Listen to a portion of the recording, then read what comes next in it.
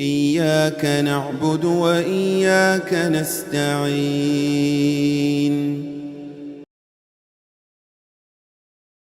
الرحمن علم القرآن خلق الإنسان علمه البيان الشمس والقمر بحسبان والنجم والشجر يسجدان والسماء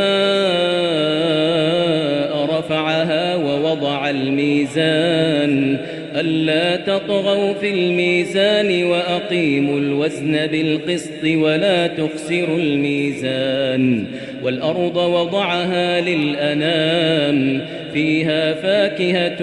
والنخل ذات الأكمام والحب ذو العصف والريحان فبأي آلاء ربكما تكذبان خلق الإنسان من صلصال كالفخار وخلق الجان من مارج من نار فبأي آلاء ربكما تكذبان رب المشرقين ورب المغربين فبأي آلاء ربكما تكذبان مرج البحرين يلتقيان بينهما برزخ لا يبغيان فبأي آلاء ربكما تكذبان يخرج منهما اللؤلؤ والمرجان فبأي آلاء ربكما تكذبان وله الجوار المنشآت في البحر كالأعلام فبأي آلاء ربكما تكذبان كل من عليها فان ويبقى وجه ربك ذو الجلال والإكرام فبأي آلاء ربكما تكذبان يسأله من في السماوات والأرض كل يوم هو في شأن فبأي آلاء ربكما تكذبان سنفرغ لكم أيها الثقلان فبأي آلاء ربكما تكذبان يا معشر الجن والإنس إن استطعتم أن تنفذوا من أقطار السماوات والأرض إن استطعتم أن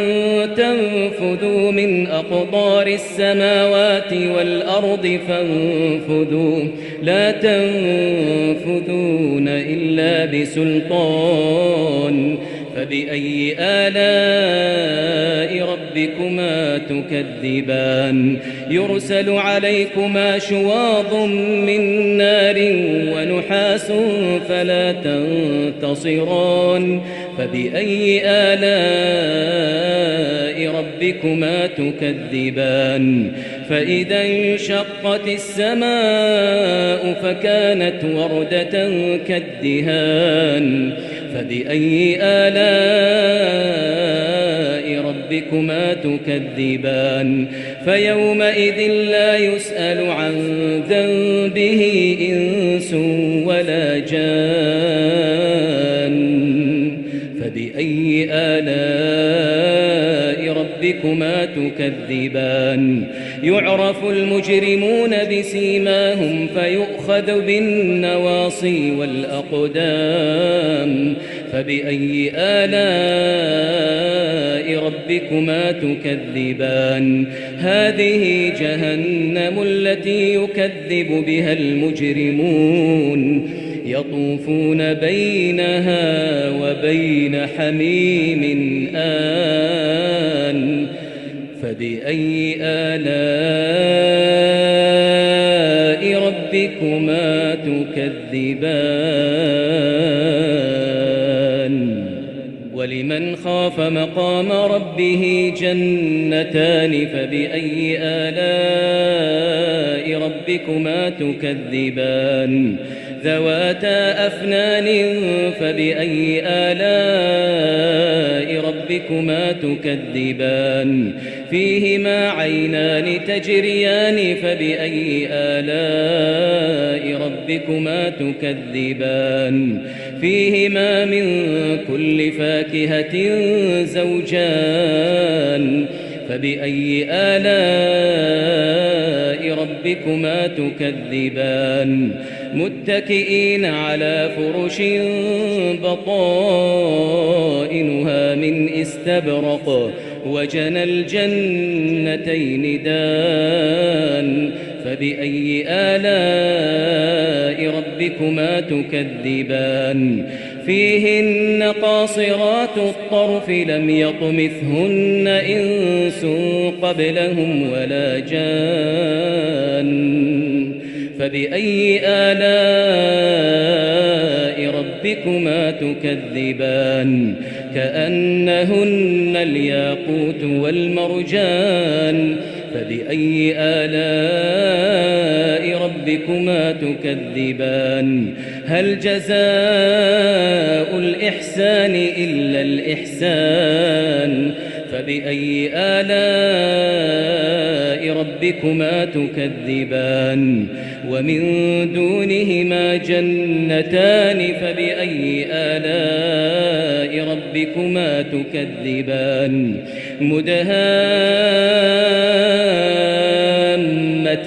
فبأي آلاء ربكما تكذبان فيهما عينان نضاختان فبأي آلاء ربكما تكذبان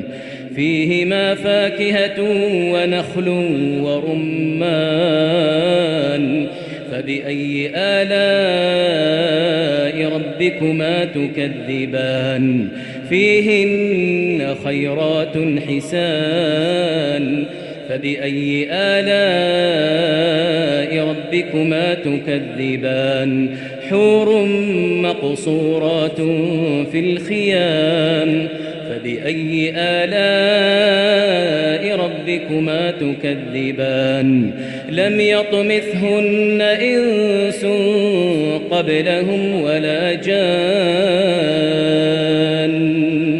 فبأي آلاء ربكما تكذبان متكئين على رفرف خضر وعبقري حسان فبأي آلاء ربكما تكذبان تبارك اسم ربك ذي الجلال والإكرام إياك نعبد وإياك نستعين